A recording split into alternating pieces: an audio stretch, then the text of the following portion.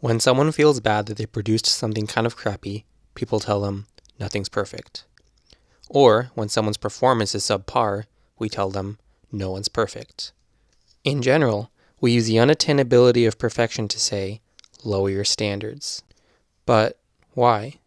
Before we can get started though, we have to agree on some basic facts. Whether or not this phrase is true is up for interpretation, as well as the definitions of nothing, perfect, and even is. So, for the purposes of this video, we'll say this phrase is true. Nothing is perfect. Nothing will be defined as no thing, and things will be defined as made of matter. We'll define perfection in terms of potential. Something is perfect if it reaches its full potential. We're not going to define is because, well, you know what is. So now that we have our definitions squared away, we ask, why can no thing reach its full potential? If nothing is perfect, then everything can be improved and we should just keep improving until we can't anymore, right? Wrong. That's not how it works. Let's look at circles as an example. A circle is defined as the set of all points a given distance from the center. But perfect circles can't exist in real life because everything is made of atoms, and really the best we can get is a bajillion-sided polygon. Ignoring that, the points that compose a circle are infinitesimally small, so the edge itself would have no width. Barring that, we have to deal with the fact that the set of all points a given distance from the center is infinite, so even if we could use every atom in the universe to try and create this perfect circle, we wouldn't have enough atoms. But perfect circles do exist. We use them in math all the time. They're just not things. They're something else. In fact, lots of other perfect stuff exists as something else. For example, perfect scores. A perfect score is definitionally perfect. They're literally called perfect scores. This is it. This is its full potential. It can't be improved. But perfect scores go here, on the right. Why? Well, because scores are made up. Just like language, society, and rules, it's a construct. They can't be made of matter. There could be a piece of paper that says 10 out of 10, A+ on it, but that's just a representation. So things on the left can't be perfect, because, well, nothing is perfect. But stuff on the right gets away with perfection by not being physical things. In order to understand this divide further, we need to talk about projections. In math, a projection can be when we cast something onto something else. Like we can project these points onto this plane. Think of it kind of like casting a shadow.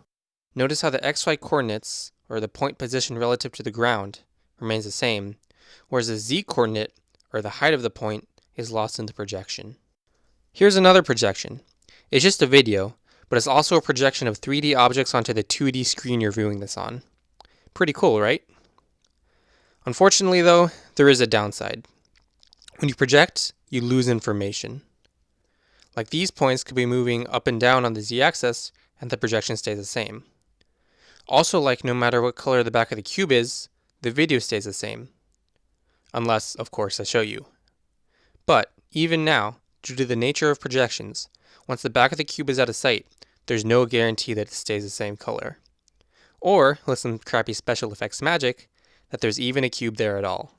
So whether you're projecting 3D objects onto a 2D screen, feelings into words, or sound into audio files, like how you're hearing my voice right now, there's going to be some imperfection. Usually this imperfection isn't a big deal, like how perfect circles can be projected into reality as bajillion-sided polygons, or pixels on a screen, and to us it's all the same. Sometimes we can see a difference though. Let's take math and computers for example. Math is cool because you could do weird stuff like have 1 equal 0.9999 repeating, thanks to the power of a fraction's inadequate decimal representation somehow being correct. Computers are cool because they can do lots of math really fast, but sometimes not perfectly, thanks to the limitations of the hardware. In fact, real quick, if you're using Google Chrome, open up a new tab, right-click anywhere, press Inspect Console, and type 0.1 plus 0.2, enter. And you'll get something that's not exactly 0.3. Now try not to think about how our modern world is helplessly relying on machines that can't even do perfect floating point arithmetic. I mean, I guess it gets partial credit for being so close. So, to recap, these are things. They are made of matter, we can interact with them, and they exist in reality. They are real. These are concepts. They aren't made of anything, we can think about them, and they exist in our minds. They are abstract. Real things can't be perfect, abstract stuff can. Abstract stuff can be projected into real things, but in the process, perfection is lost. And thus, we have this divide. However, interestingly and ironically enough, this divide is imperfect. There's arguably something that is both real and abstract. Something that, in a sense, lives in both worlds. I'm talking, of course, about you. No, not that body you're wearing. You. Your thoughts, emotions, memories, ideas. Your soul, for lack of a more scientific word. One could argue that your soul is real, existing as a complex pattern of neurons firing in your brain. That you're just a machine whose actions could be computed if we know the way you're wired.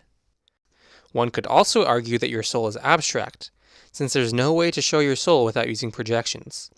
Like you could write a poem, or use any other tool of self-expression really, to give insight into who you are, just like you could take a picture of a cube to give someone an idea of how it is.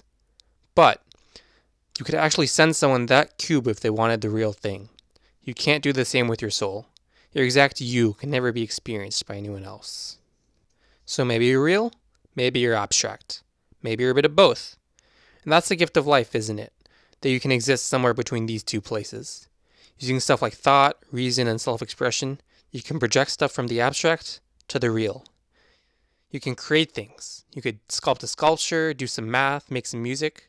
And sure, it won't be perfect. That's the phrase. But you can. So I think we should drop the old interpretation of lower your standards and replace it with a healthy appreciation for the ability to perceive everything around us, both real and abstract. But yes, there is a downside. It does suck when the words we say or things we do pale in comparison to the fullness of who we are, but that's just the way it is.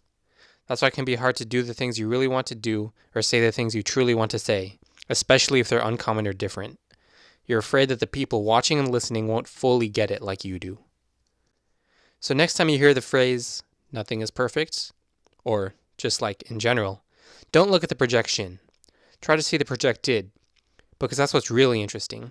That's what makes us human. That's what connects us. It's the one thing we all have in common.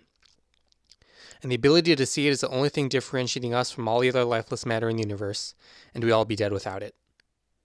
Cheers. Oh, and please subscribe on the way out. Thanks, bye.